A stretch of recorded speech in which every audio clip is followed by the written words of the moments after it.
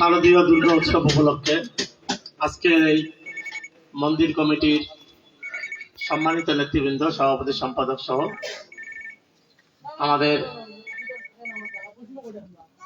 মাঝে উপস্থিত রয়েছেন আমাদের যাত্রাপুর ইউনিয়নের সাবেক চেয়ারম্যান, আমাদের সকলের প্রিয় আয়ুব আলী, আমাদের মাঝে উপস্থিত কলকাতা ইউনিয়ন বিএনপির সম্মানিত আহ্বায়ক সদস্য সচিব সহ নেতৃবৃন্দ, জেলা বিএনপির সম্মানিত নেতৃবৃন্দ, কলকাতা ইউনিয়ন বিএনপি যাত্রাপুর পাঁচগছি ইউনিয়নের নেতৃবৃন্দ এবং এখানে উপস্থিত আমাদের শারদীয় দুর্গা উৎসবের আজকের এই মন্দিরের হিন্দু সম্প্রদায়ের আমার প্রাণ প্রিয় সকল ভক্তবৃন্দ, অত্র এলাকার উপস্থিত সম্মানিত নেতৃবৃন্দ, সকলের প্রতি রইল আমার শারদীয় শুভেচ্ছা।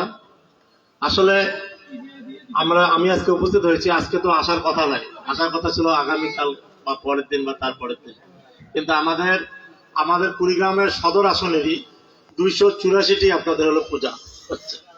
আমি চাচ্ছি যে প্রত্যেকটি পূজা মণ্ডপে গিয়ে তাদের সঙ্গে শুভেচ্ছা বিনিময় করার জন্য। আমি হিসাব করে দেখলাম আজকে যদি আমি না শুরু করি তাহলে আমি মনে এটা শেষ করতে পারবো না।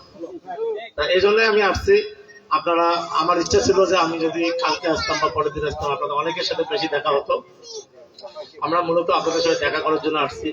এবং আমাদের আপনারা জানেন যে বিএনপির পক্ষ থেকে আমাদের দলের ভারপ্রাপ্ত চেয়ারম্যান জনাব তারেক রহমান আপনাদের এই শারদীয় দুর্গা উৎসব শুরু হওয়ার আগেই 64 জেলাকে আমাদের ভার্চুয়ালি একটা মিটিং করেছিলেন। মিটিং করে উনি কঠিনভাবে নির্দেশ দিয়েছেন আপনাদের এই শারদীয় দুর্গা উৎসব যেন আপনারা সুন্দরভাবে উৎসব মুখর পরিবেশে করতে পারেন। এই জন্য আমাদের নেতাকর্মীদেরকে তিনি নির্দেশ দিয়েছেন। এবং আমি আজকে আপনাদের এই শারদীয় দুর্গা উৎসবের আমাদের দলের চেয়ারপারসন দেশনেত্রী বেগম খালেদা জিয়া এবং আমাদের দলের ভারপ্রাপ্ত চেয়ারম্যান জনাব তারেক রহমান আপনাদের সকলকে আপনাদের শারদীয় শুভেচ্ছা জানিয়েছেন। আমি এই মেসেজটি, এই সংবাদটা দেওয়ার জন্য উপস্থিত হয়েছি। এবং আপনারা কখনো মনে করবেন না যে আপনারা একা। আপনারা মনে করবেন আপনারা নির্দ্বিধায় নির্ভয়ে সব সময় উৎসব মুখর পরিবেশে আপনাদের ধর্মীয় অনুষ্ঠান পালন করবেন এবং স্বাভাবিকভাবে আপনাদের বাংলাদেশের নাগরিক যে সুবিধা রয়েছে সেই সুবিধাগুলো আপনারা সবাই সমানভাবে ভোগ করতে পারেন। এ ব্যাপারে আমরা আপনাদেরকে সহযোগিতা করতে চাই।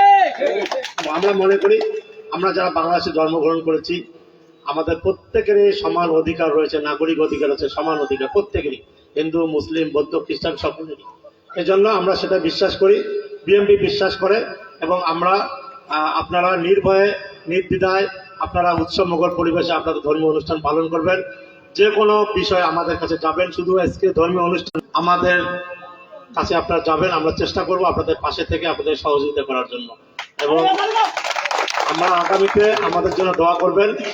আমি জানি, আমি দেখলাম অনেক জায়গায় ঘুরলাম, আমার মনে হয়েছিল 16 বছরে মানে মন্দিরের চেহারাই পরিবর্তন হয়ে গিয়েছে। আমি দেখলাম কিছুই হয়নি। আমরা চাই আপনাদের ধর্মীয় এই মন্দিরগুলো যেন আমাদের আগামীতে, যদি আল্লাহ তাআলা আমাদের তৌফিক দেন, আল্লাহ যদি আমাদেরকে আগামীতে আপনাদের ভোটে, বাংলাদেশের জনগণের ভোটে যদি আমাদেরকে রাষ্ট্রীয় ক্ষমতা যাওয়া তৌফিক দান করেন, আর কুড়িগ্রামে যদি বিশেষ করে বলবো আমরা যদি যে লক্ষ্য নিয়ে কাজ করছি আমাদের সঠিক জায়গায় আমরা পৌঁছতে পারি, আমরা আপনাদের ধর্মীয় প্রতিষ্ঠানের প্রত্যেকটি প্রতিষ্ঠানের আমরা আপনাদের যেটা মন্দিরগুলোর যেন ভালোভাবে কাঠামো করে অবকাঠামো তৈরি করা যায় সে বিষয়ে আমরা সহযোগিতা করবো। আপনাদের আমরা চাই আমরা সবাই যেন কুড়িগ্রামে আমরা শান্তিপূর্ণভাবে বসবাস করতে পারি। এবং বাংলাদেশে বিএনপি চাচ্ছে আগামীতে, পূর্বেও চেয়েছিল এখনো চাই, আগামীতে ইনশাল্লাহ আমরা চাই। বিএনপির লক্ষ্য উদ্দেশ্য হলো সকল ধর্মের মানুষ যেন যারা আমরা বাংলাদেশে বসবাস করি তারা যেন শান্তিপূর্ণভাবে সকলের সমান অধিকার আমরা ভোগ করতে পারি। এবং আমাদের তো জানেন আমাদের ভারপ্রাপ্ত চেয়ারম্যানের কঠিন নির্দেশনা রয়েছে, যদি কোনো আমাদের নেতাকর্মীদের কোনো ব্যবহারে আপনারা কষ্ট পান সঙ্গে সঙ্গে আমাদেরকে নালিশ করবেন, আমরা বিচার করব, আমরা শাসন করব, আমরা এর বিচার করব। আমরা ওই সমস্ত অভদ্র যারা বেয়াদবি করবে তাদেরকে আমরা দলে রাখবো। এটা আমাদের ভারপ্রাপ্ত চেয়ারম্যানের মেসেজ। ইনশাল্লাহ আমাদেরকে সহযোগিতা করুন এবং আপনাদের ধর্মীয় উৎসব আপনারা পালন করুন সুন্দরভাবে। আমরা আপনাদেরকে সহযোগিতা করব এবং পাশে থাকবো, আগামীতেও আমরা পাশে আছি। সবাইকে ধন্যবাদ।